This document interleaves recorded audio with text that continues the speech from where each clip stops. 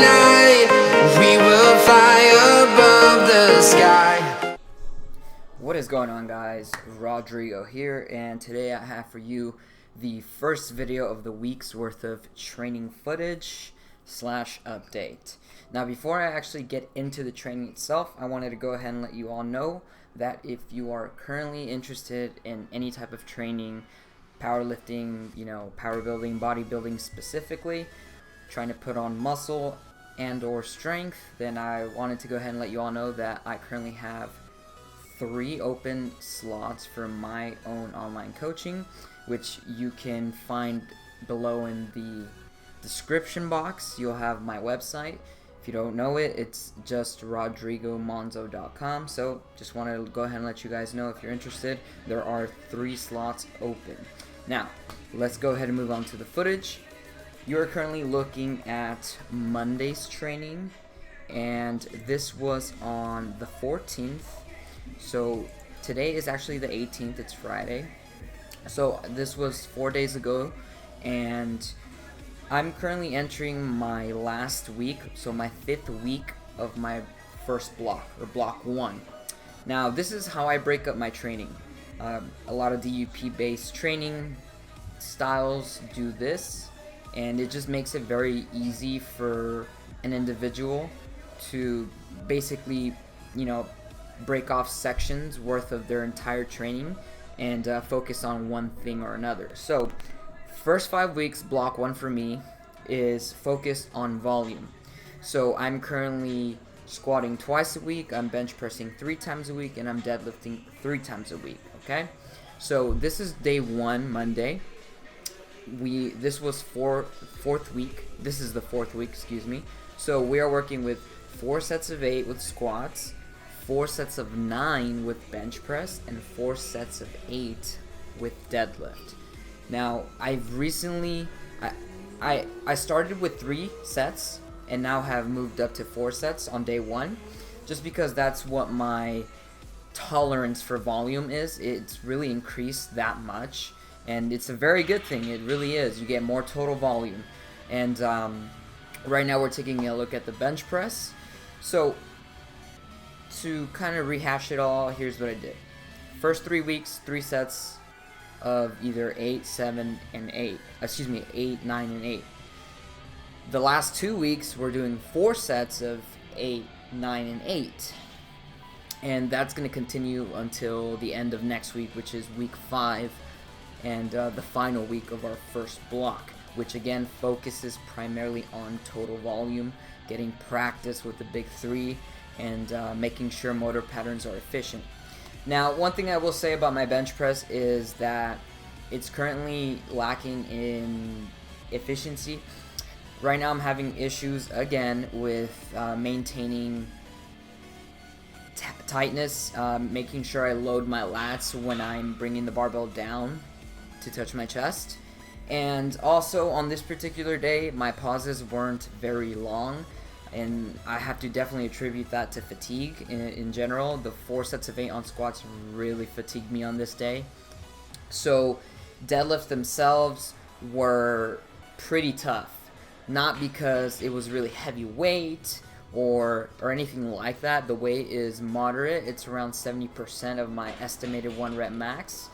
The biggest issue with deadlifts right now, or on Monday only, is that it's my 3rd movement, and I've already done 32 reps on squats and another 36 reps on bench press, and I still have to complete another 32 reps on deadlifts. So by the time I get to deadlifts, I am very fatigued.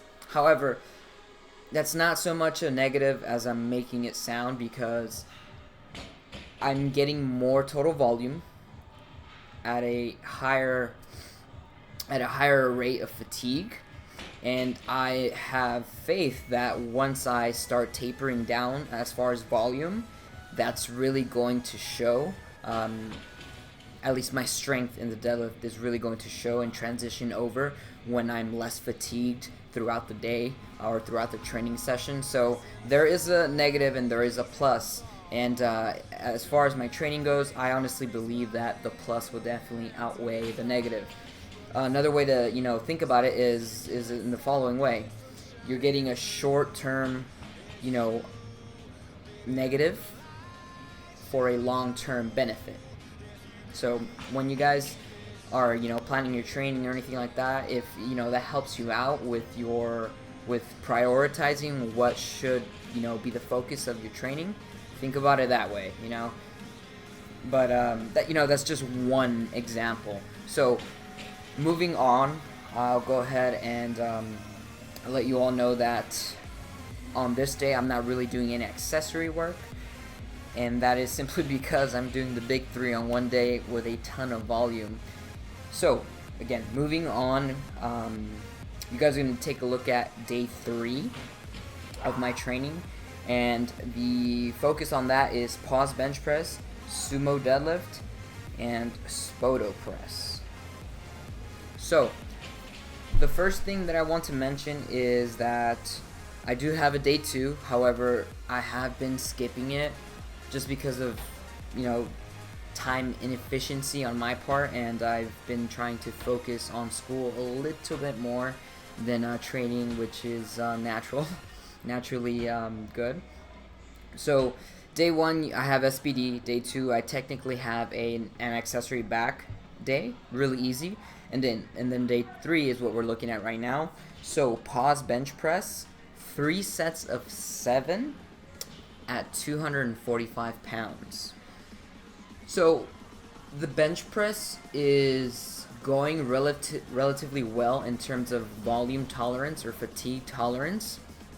And if you guys don't know what that is, it essentially is the body's capability to undergo a certain amount of stress for a certain amount of time and be able to produce work.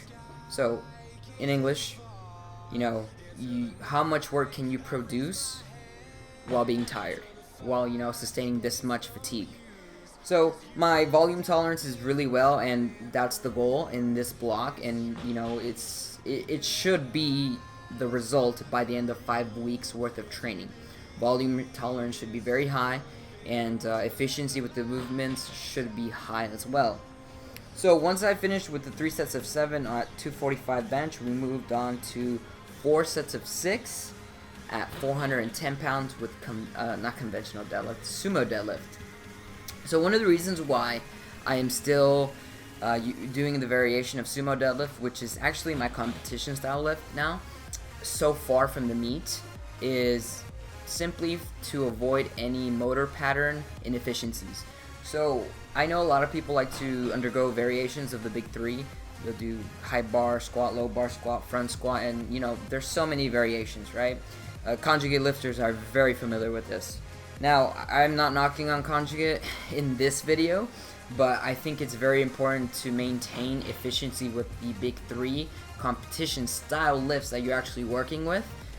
You don't want to lose that motor pattern. You don't want to become less efficient with the movement that you're actually going to be tested on. So 4 sets of 6 at 410 pounds moved really well. They look a little slow, and I have to say hook grip is really hurting these past few days. I've switched over to hook grip, double overhand, and I'll make a separate video on that as to why I'm doing that and the benefits versus the cons. But for now, I just want to go ahead and update you guys, you know, with training. I'll be sure to have another video around Saturday, Sunday, maybe Monday. We'll see. Thank you guys so much for watching. As always, make sure to like the video, subscribe to the channel if you're not subscribed, and I'll catch you all in the next one.